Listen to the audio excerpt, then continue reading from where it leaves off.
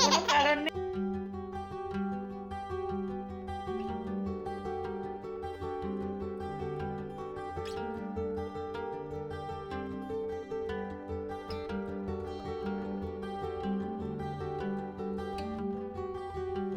নমস্কার বন্ধুরা, হ্যাপি লাইফে আপনাদের সবাইকে স্বাগতম। সবাই কেমন আছেন? আশা করছি ভালো আছেন। অন্যান্য দিনের মতন আজকে চলে এলাম একটা ব্লগ নিয়ে। সকালে উঠে আগে প্রথমে মেয়েটাকে পড়তে বসিয়ে দিয়েছি, আর ছোটো মেয়েটা এখানে শুয়ে আছে। এখানে কিছু তুলে নিচ্ছি, পালং শাক, আর একটু হাওয়া দিচ্ছে, আর সেই জন্য আর দেখুন কেমন মাথাগুলো নাড়াচ্ছে। এখানে একটা বেশ সুবিধা, যতটুকু প্রয়োজন হয় এই পালং শাক ঠিক একটু একটু করে তুলে নিতে পারি। কালকে কিছু কড়াই শাক আছে, আর একটু পালং শাক তুলে নিচ্ছি, তাহলে শাকটা বেশ খেতে ভালো লাগবে আর শাকটা বেশ নরমও হবে। এটা বাজার থেকে কিনতে হলে এই সামান্য পরিমাণে যে লাগবে, সামান্য পরিমাণে তো কেনা যাবে না, এক আঁটি কিনতে হয়। তো প্রত্যেক দিন তো আর এক আঁটি করে শাক খাওয়া হয় না, বা প্রতিদিন খাওয়া যায়ও না, কারণ প্রতিদিন নিত্য নতুন নানা রকম রান্না হবে, প্রতিদিন একভাবে শাক খেতে ভালো লাগবে না। আর প্রায় টাইম আমার বেশি লাগে না, একদম কম পরিমাণেই লাগে। এই যেমন একটু শাক, ধনেপাতা, এগুলো বাজার থেকে গেলে তো একটু আধটু কিনতে পাওয়া যাবে, মানে কেনা যাবে না, অনেকটা করে কিনতে হবে। আর এটা একদম টাটকা জিনিস, তুলে নিতে পারি। এখানে কিছু কিছু শাকের পোকা ধরে গেছে, তাই একটু কম করে এদিক ওদিক করে দেখে শুনে তুলতে হলো আর কি। আর এখানে জলেতে প্রথমে একটু গরম জল করে বকুলিটা ডুবিয়ে রেখেছিলাম, আর এখানে এই পালং শাকটা যে তুলে নিয়ে এলাম, এই শাকের সাথে ভেজে নেব। আজকে আমি সজনা শাক মানে সজনা ফুল রান্না করব। আগের দিনকে আপনাদেরকে দেখিয়েছিলাম যে সজনা ফুল তুলে নিয়ে এসেছি, মানে কুড়িয়ে নিয়ে এসেছিল আমার মেয়েটা, আর আমার শাশুড়ি মা তুলেছিলেন। তো আজকেও আমি সেটাই রান্না করব। প্রথমেই অনেকেই বলবেন যে সজনা ফুলের ওই ফুলটা তেতো লাগে, তো সজনা ফুলের ফুলটা যদি তেতো লেগে থাকে, তো আমি যেটা করি, প্রথমেই সজনা ফুলটাকে জলটাকে প্রথমে গরম জল করে, একদম টকবকে জলটা গরম করে নিয়ে ওতে আমি 2-3 মিনিটের মতন ডুবিয়ে রাখি। তাহলে কি হয়, তিতকুটে ভাবটা চলে যায়। কিন্তু জলটা দিয়ে কিন্তু ফোটাবো না, জলে দিয়ে শাক ফুলগুলো দিয়ে যদি ফোটান, তাহলে কিন্তু ওর পুষ্টিগুণ সমস্ত নষ্ট হয়ে যাবে। তাই জলটা প্রথমে ভালো করে গরম করে নিয়ে ওতে কিছুক্ষণ দিয়ে রাখবেন, 2-3 মিনিট বা 5 মিনিট, তাহলে তিতো ভাবটা চলে যাবে। এখানে আমি এই চচ্চড়িটা রান্না করছি। বড়ি, ছোটো ছোটো করে আলু, বেগুন, সিম সমস্ত কেটে নিয়ে ভাজা ভাজা একটু হালকা করে ভেজে নিয়েছি। তাতে এবারে দিয়ে দিলাম একটু পেঁয়াজ, 5 ফোড়ন, সমস্ত কিছু দিয়ে নাড়াচাড়া একটু করে নিয়ে তারপরে দিয়ে দিচ্ছি সজনা শাক, এই সজনা ফুল। তো এবারে এটা একটু হালকা করে নাড়া নাড়া মতন হয়ে গেলে পরে সামান্য পরিমাণে জল দিয়ে এটা ঢাকা দিতে হবে। এটা বাড়িতে করে দেখবেন, গরম ভাতের সাথে খুব ভালো লাগবে। আমি সজনা ফুলের বড়াও করি, আর এই চচ্চড়িটাও করি। চচ্চড়িটা গরম ভাতের সাথে ভালো লাগে, আর ফুলটা মানে যদি এই বড়াটা করি তো কোনো কথাই নেই, বড়াটা বেশ আরও বেশি ভালো লাগে খেতে, কিন্তু রোজ রোজ তো আর বড়াটা খাওয়া যায় না। আর এখানে দিয়ে দিলাম পরিমাণ মতন একটু চিনি আর কাঁচা লঙ্কা। এবার সামান্য পরিমাণে সর্ষের তেল দিয়ে নামিয়ে নেব। এটা বাড়িতে একদিন করে দেখুন, বিশ্বাস করুন খুব সুন্দর খেতে লাগবে।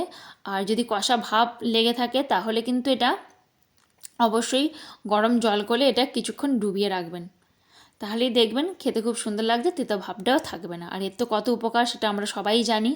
বসন্ত রোগের প্রকোপ থেকে বাঁচতে অবশ্যই এটা খাবেন। এবার একটু ব্রোকলিটা রান্না করে নিই, কারণ ব্রোকলিটা একটু করে রাখছি। ব্রোকলিটার সাথে একটু সামান্য আলু দেবো, দিয়ে রান্নাটা করে ফেলবো। আজকে আর মাছ করছি না, এই ডিমের একটু তেল ঝাল করে নিচ্ছি। এখানে ফোড়ন দিয়ে দিয়েছি, এবার এতে দিয়ে দিচ্ছি টমেটো।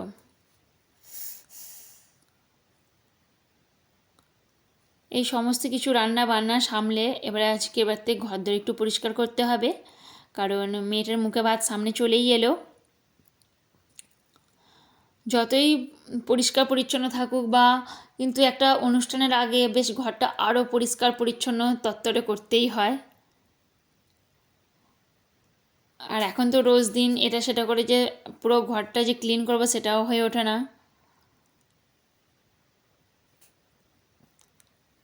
সমস্ত কিছু রান্না বান্না সামলে দুপুরের দিকটা যে টাইম পাই সেই টাইমটাতে হয়তো এই মেয়েটার যদি স্কুলের কিছু কাজ আরে বাকি থাকে সেই কাজগুলো একটু করিয়ে রাখা বা কমপ্লিট করে রাখা এই সমস্ত কিছু করতে হয়। তো আর সেই ফাঁকা টাইমটা পাই না, যতটুকু মেয়েদের সাথে থাকি সময় কাটাই ততটুকু হয়তো ফোনটা নিয়ে একটু ভিডিও করে নিই, আর বাদ বাকিটাকে আমার সব মানে কিছু হয়েই ওঠে না। আর এখানে মেয়েটা একটু বলছে যে খেলা করব, আমি বলছি তাই খেলা কর। ওর এদিকে ভাতটা এখনও খাওয়া হয়নি, এই খেলছে, খেলা হয়ে গেলে ভাতটা দিয়ে দেবো খেতে। এখনও মন্দিরটা কমপ্লিট হয়নি, তো এখানে একটু বেশ রোদ মতন এসেছে। আমি ভাবলাম মেয়েটাকে নিয়ে একটু আমি বসি, আর ও যখন বলছে খেলবে তাহলে একটু ওখানেই খেলুক, তো আমারও মেয়েটাকে নিয়ে একটু বসা হয়ে যাবে। মেয়েটাকে যেহেতু চান করিয়ে দিয়েছি, চুলটা বেশ ভিজে মতন আছে ওর, আর এখানে হালকা হালকা রোদ লেগেছে, ওরও চুলটা বেশ শুকনো মতন হয়ে যাবে।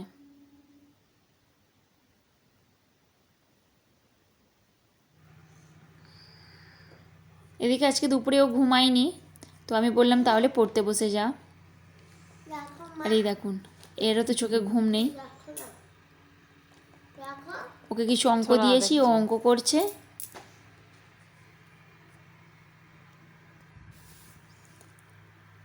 আর এই পড়তে পড়তে ওকে একটু ভাবলাম যে কিছু খাবার রান্না করে দিই, কারণ ও ভাত খেয়েছিল অনেকক্ষণ। আর মেয়েটার খেলার এখন স্টাইল দেখুন,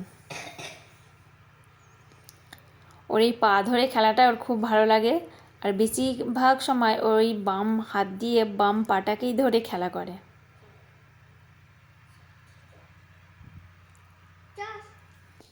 ওর জন্য একটু রোল বানিয়ে দিলাম। বাড়িতে কিন্তু শসা বা পেঁয়াজ, বাড়িতে শসা নেই, তাই আমি আর কি ডিম দিয়ে পেঁয়াজ দিয়ে একটু ভালো করে নাড়াচাড়া করে নিয়ে আর একটাই রুটিও দিয়ে দিলাম, কারণ চট জলদির মধ্যে একটা কিছু রান্না তো করে দিতেই হবে। আর মুড়িটাও খেতে চাইছে না এখন আর ম্যাগিটা রোজ রোজই খাচ্ছে, তাই ভাবলাম এটাই করে দিই। বাচ্চাদের এই নিত্যদিনের রোজ কী খাবে এটা যেন ভাবতে ভাবতে যেন আর ভালো লাগে না, কারণ 5 রকম বেশ রান্না বান্না হলে আমরা না আমাদের মতন খেয়ে নিই, কিন্তু ওর জন্য যেন বিশেষ করে আমার মানে কখন কি রান্না করবো তার ঠিক নেই, ওর আবার কোনো জিনিসই ভালো লাগে না। এদিকে ও পড়ছে আর আমি এদিকে কাজকর্মগুলো সব সেরে রাখি। বাসনপত্রগুলো একটু মেজে নিয়েছি, কারণ ছোটো মেয়েটা ঘুমালে তবেই আমি কাজকর্মগুলো করতে পারি, তা না হলে আমার কাজকর্ম আর এখন হয়েই ওঠে না। আর এই দুপুরের দিকটাই ওই ঘুমালে আধ ঘন্টা ঘুমাক বা 1 ঘন্টা ঘুমাক, এই টাইমটা আমি সমস্ত রান্নাঘরটা বিশেষ করে এই টাইমে ক্লিন করে রাখি। আর এইসব রান্নাঘরের কাজকর্ম করতে করতেই বিকাল হয়ে যায় বেশিরভাগ টাইম, তো আমি ওই বিকালের দিকে একেবারে রাত্রিরের জন্য রুটি বা পরোটা যাই করি না কেন আটাটা একেবারে মাখিয়েই রাখি।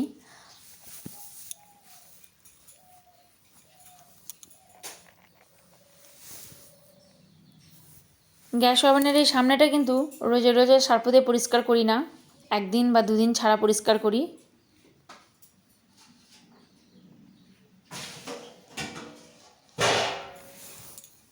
আজকে কারেন্টটাও চলে গেছে, কারেন্টটাও আসেনি, আর ইনভার্টারও আজকে চার্জ নেই।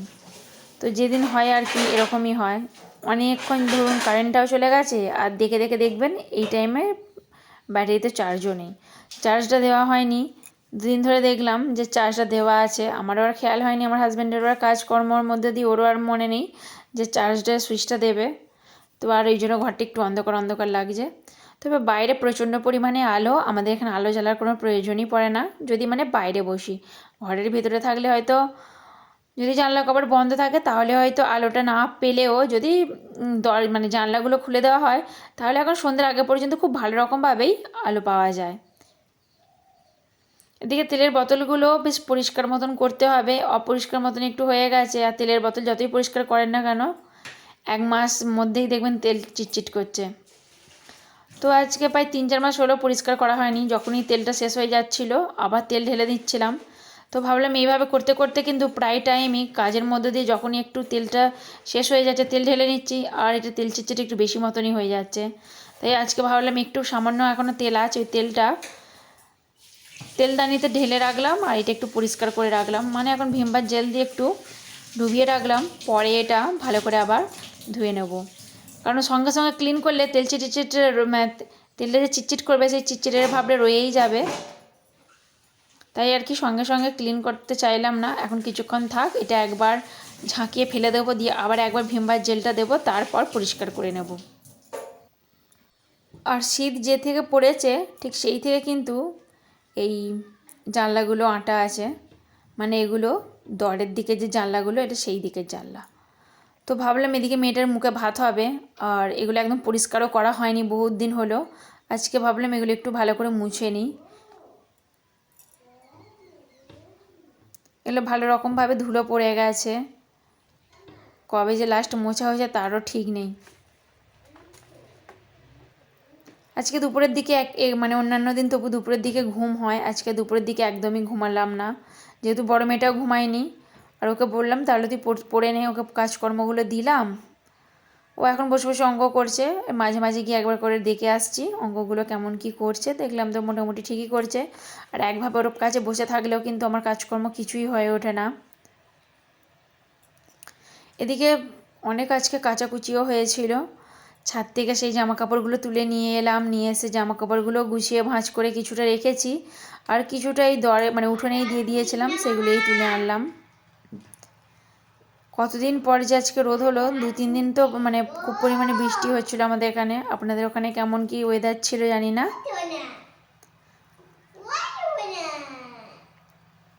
বলো কি?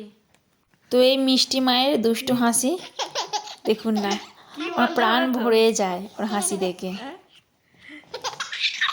এই সারাটা দিনের পর যত ক্লান্তি ওর এই হাসিতেই আমার মলিন হয়ে যায়। তো যাই হোক বন্ধুরা, শেষ পর্যন্ত দেখার জন্য অসংখ্য ধন্যবাদ। আশা রাখবো আপনাদের একটু হলেও ভালো লেগেছে। যদি ভালো লেগে থাকে একটা লাইক একটা কমেন্টের আশা করতেই পারি। আর শেষ পর্যন্ত দেখার জন্য অসংখ্য অসংখ্য ধন্যবাদ। যদি আমার চ্যানেলটা এখনও পর্যন্ত সাবস্ক্রাইব করে না থাকেন, যদি নতুন বন্ধু হন, আশা রাখছি আপনারা সাবস্ক্রাইব করে পাশে থাকবেন আর আমাকে এগিয়ে যেতে সাহায্য করবেন। ভিডিওটি এখানেই শেষ করলাম, দেখা হচ্ছে নেক্সট ভিডিওতে। ততক্ষণের জন্য আপনারা ভালো থাকুন, সুস্থ থাকুন এবং হাসি খুশি থাকুন। Good night.